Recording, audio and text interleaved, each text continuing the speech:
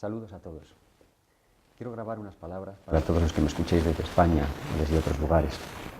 Unas palabras urgentes que dirijo a mis amigos desde Atenas, desde esta Atenas cada vez más herida. Quiero informaros de una situación que nos atañe a todos y que por su gravedad está consiguiendo que en los últimos tiempos cualquier otro asunto de los que nos ocupan parezca casi una frivolidad.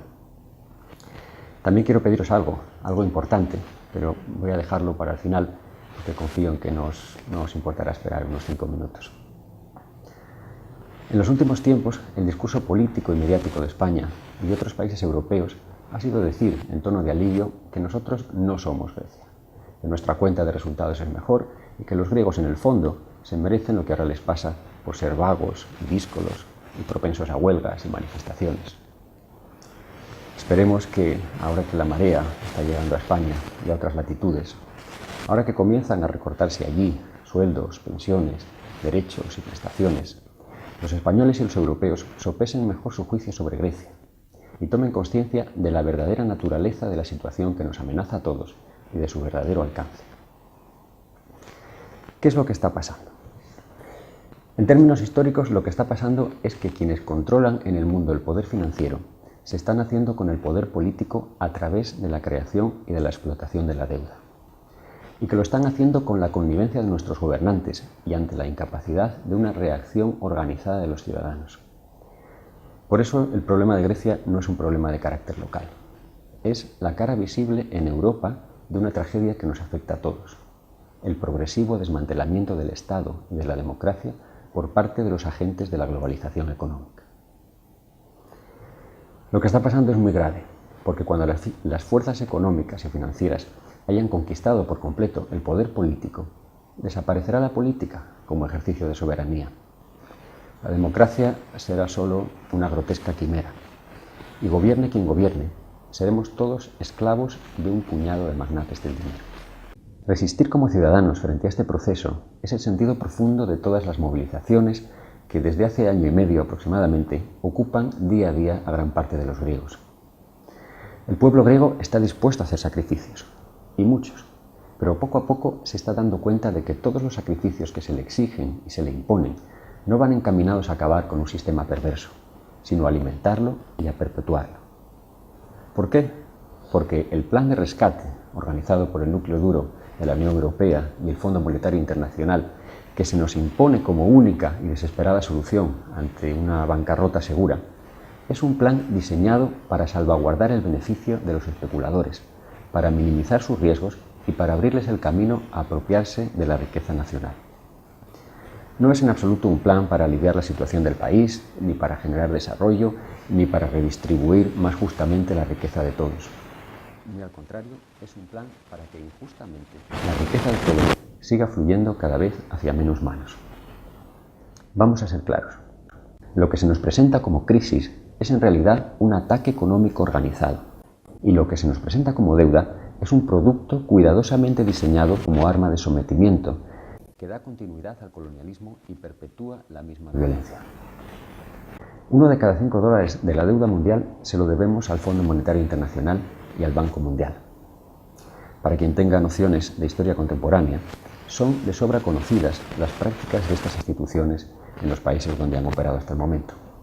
Y si no, que se lo pregunten a América Latina, al África subsahariana, al Magreb, a los países del sureste asiático o a todos los del llamado tercer mundo, que durante las últimas décadas viven desangrados por un proceso creciente de acumulación de deuda, mientras pagan por ello al primer mundo 7 veces más de lo que reciben en concepto de ayuda al desarrollo. Estas instituciones actúan como intermediarias financieras, haciendo que a través de sus créditos los inversores tengan mayores garantías de cobro frente a los países en los que invierten.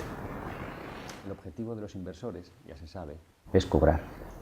Pero como inversores privados no tienen ninguna garantía de que los países en los que invierten produzcan los esperados beneficios y el cobro llegue a hacerse efectivo. Están sujetos al riesgo de la apuesta y su derecho al cobro se limita tan solo a una parte de los beneficios y nunca, claro está, a una parte del patrimonio del país en el que invierte. Así pues, para cobrar con garantías, su objetivo es introducir en el país un agente de cobro capaz de transformar la especulación privada en deuda pública. Y esto es lo que hace desde su fundación el Fondo Monetario Internacional. Para conseguir esto hay que conseguir la connivencia de determinados políticos, y esto es lo que han conseguido en Grecia. Ahora, gracias al efecto conversor del Fondo Monetario Internacional, Grecia ya no le debe dinero a los especuladores privados directamente, sino a otros estados, lo que hace el impago más complicado. Y ahora hay que responder a esta dudosa deuda con el sudor de los contribuyentes y, lo que es más atractivo para los inversores, con la riqueza nacional, que el propio gobierno se ha encargado de comprometer como aval, más allá de lo inalienable en el texto de los protocolos que hace poco acaba de firmar. Vamos a ver, ¿es Grecia el país más endeudado de Europa o del mundo, como quieren hacernos creer desde hace tiempo? Por supuesto que no. En deuda externa en millones de dólares ocupa el puesto 18. En deuda externa con relación al Producto Interior Bruto ocupa el puesto 9. Y en deuda per cápita ocupa el puesto 15, muy por detrás de Francia, Alemania, Inglaterra o Suiza, e incluso a bastante distancia de España. Tampoco ocupa el primer puesto en cuanto a endeudamiento privado, ni en cuanto a gasto público, ni siquiera en cuanto a número de funcionarios. Eso sí, es el país de Europa con más alto índice de precios al consumo en artículos de primera necesidad. Y la mayoría de los griegos llevan mucho tiempo teniendo que recurrir a la familia, al pluriempleo y al trabajo precario para poder llegar a fin de mes. ¿Qué es entonces esa deuda? Esa deuda, en nombre de la cual Grecia está siendo obligada a contratar el mayor préstamo de la historia de la humanidad, es en un 90% bonos del Estado. Y los bonos del Estado no son exactamente deuda, son mecanismos de inversión, libremente negociables en el mercado de valores, es decir, apuestas con dinero en las que se puede ganar o perder, y en esto hay una gran diferencia. Actualmente el capital que se mueve en el mercado de préstamos a nivel mundial es de 1.000 billones de dólares, 1.000 billones de dólares, mientras que la producción anual del planeta es solo de 57. Esta abismal diferencia es lo que explica, es la causa del endeudamiento del mundo. La causa no radica en el déficit real, sino en la necesidad que apenas 1.600 inversores tienen de explotar ese capital. En las últimas décadas, económicamente hablando, hemos construido un mundo que no solo es injusto, sino absurdo. Y sin embargo, parece que hay que hacer todo lo posible para que no se venga abajo. Así, sin ir más lejos, hace apenas 2 años, Grecia rescató a los bancos con 70.000 millones de euros de los contribuyentes, dicen que para evitar desastres mayores.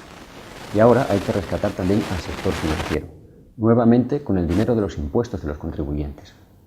Mientras tanto, atención, el 50% del dinero que se mueve en el mundo lo hace a través de compañías offshore creadas en paraísos fiscales para evadir impuestos y para mantener el total anonimato de sus propietarios. Solo en Grecia operan más de 4.000 offshores y en los últimos 10 años se han fundado en el mundo más de 1 millón de estas empresas inventadas por los especuladores anglosajones. Hoy los golpes de Estado los dan los financieros. Al pueblo griego, siguiendo los dictados de la Comisión Europea, del Banco Central Europeo y del Fondo Monetario Internacional, se le suben los impuestos, se le recortan los sueldos, se le expulsa del trabajo, se le arrebatan conquistas sociales y sanitarias, se le impone la privatización de sus empresas estatales, se le obliga a poner en manos de inversores extranjeros la riqueza nacional de su país, se le fuerza a comprar armamento a sus acreedores y se le pide encima que pague tasas solidarias. Mientras se está subvencionando a los bancos y ni siquiera se plantea la imposición de una mínima tasa del 0,1% sobre las transacciones financieras internacionales. Una tasa con la que podrían recaudarse anualmente más de 600.000 millones de euros, más de la supuesta deuda griega, sin tocar el bolsillo de los contribuyentes ni el hambre de los pobres. Pero esto no se hace, debe de ser inmoral. Mientras el mundo funcione así, ni los políticos ni los financieros tienen autoridad moral para imponer los sacrificios que pretenden. ¿Y qué podría hacerse? Me diréis. ¿Qué es lo que no se hace? Ante todo, a lo que está llamada la ciudadanía europea, si es que existe, en Grecia, en España y en todos los países de Europa, es hacer frente común contra el abuso.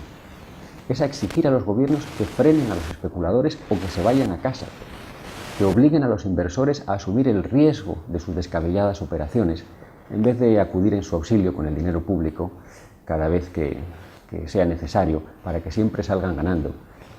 Hay que pedirles que gobiernen, en definitiva, para el pueblo que les confía el poder y no para sus propios intereses. En el caso de Grecia, la ciudadanía europea debe apoyarla a negarse al reconocimiento de esa deuda. Cualquier plan de renegociación de la deuda será para terminar en quiebra y sometidos a las condiciones de los prestamistas. Todos, no solo Grecia. El camino del endeudamiento es un pozo sin fondo, como ya ha demostrado repetidamente la historia. Así pues, hay que exigir que cambie la práctica política actual. Hay que detener de inmediato el pago de la deuda. Hay que esclarecer el origen y la naturaleza de esa deuda, ver si hay culpables de delito entre los responsables del endeudamiento y determinar con precisión qué parte de esa abultada cantidad no es sino una deuda odiosa, contraída contra los intereses de la población de un país con el completo conocimiento del acreedor, de acuerdo como se definió, como Estados Unidos definió este concepto, lo acuñó en su propio beneficio tras la guerra con España por la independencia de Cuba. Y una vez esclarecido todo esto, una vez castigados los culpables, se decidirá entonces con serenidad y justicia por medio de qué préstamos, de qué ventas o de qué nuevas medidas habrá que hacer frente a la deuda legítima. El déficit real del país en la última década es solo un 4% de esa supuesta deuda. Una de esas medidas, por ejemplo, podría ser reclamar contundentemente las indemnizaciones de guerra que Alemania fue condenada a pagar a Grecia tras el final de la Segunda Guerra Mundial y que, pese a la ocupación militar, a las deportaciones masivas a los campos de exterminio y a los más de 1 millón de muertos, aún no han sido satisfechas. Otras medidas más económicas y menos históricas serían, para empezar, prohibir la operación de empresas offshore en suelo griego, bloqueando sus bienes y obligando a sus accionistas anónimos a identificarse y a tributar para poder desbloquear su propiedad. Es probable que la mayoría de ellos no se atrevieran siquiera a dar la cara. También habría que exigir a los bancos que devolvieran sus rescates. Habría que imponer tasas sobre las transacciones financieras internacionales, tasas justas sobre los vergonzosos depósitos en Suiza y en otros paraísos fiscales. Toda una serie de medidas tributarias para evitar el verdadero fraude, que es el que se produce a través de la banca, de la bolsa y de las offshore. Y junto a todo esto, habría que replantear la propia relación con la Unión Europea y con una moneda, el euro, que está diseñada con criterios neoliberales para la conveniencia prioritaria de Alemania y de algunos otros socios. Si no reconocemos la deuda, nos echarán de los mercados por un tiempo, nos boicotearán en lo posible, pero también nos ahorraremos el dinero de la especulación con los bonos y salvaremos gran parte de la riqueza nacional que se está yendo hacia los grandes grupos de inversores. Solo los intereses de los bonos para el año en curso son de 16.000 millones, lo mismo que se dedica en Grecia a educación y sanidad. Si no reconocemos la deuda, en vez de alimentar la especulación, podremos hacer frente al déficit. Podremos respaldar la economía real del país, aliviar la presión sobre los ciudadanos, revitalizar el comercio y fomentar el ahorro. Y sobre todo, nuestros sacrificios, que serán muchos, sí serán entonces para echar abajo un sistema injusto y para construir otro mejor. Y ahora, llegados al final de estas palabras desde Atenas, es cuando deseo pediros algo importante: que ante los abusos de la globalización económica, ayudéis a globalizar también la resistencia. La sociedad europea está muy dormida y muy acomodada en la gestión política de sus deficientes democracias. Sin embargo, necesita con urgencia hacerse progresista en sus convicciones y reaccionar con decisión ante los nuevos golpistas. Combatir con eficacia la injusticia y la ignorancia, en vez de encubrirlas o favorecerlas de acuerdo con oscuros intereses. Y esto debe hacerlo por el bien de todos, porque quienes disfrutamos más que otros de la libertad, del bienestar y de la cultura, tenemos esa deuda moral con el resto de la humanidad. Sí, reconozco que soy antisistema, porque no entiendo cómo, en un mundo en el que 50 empresas acumulan mayor riqueza que 100 países, alguien solidario puede seguir siendo prosistema. Creo que en los tiempos en que vivimos, nuestro sistema necesita más que nunca disidentes, gente dispuesta a pensar alto, a sentir hondo y a hablar claro. Un abrazo muy fuerte, desde Grecia.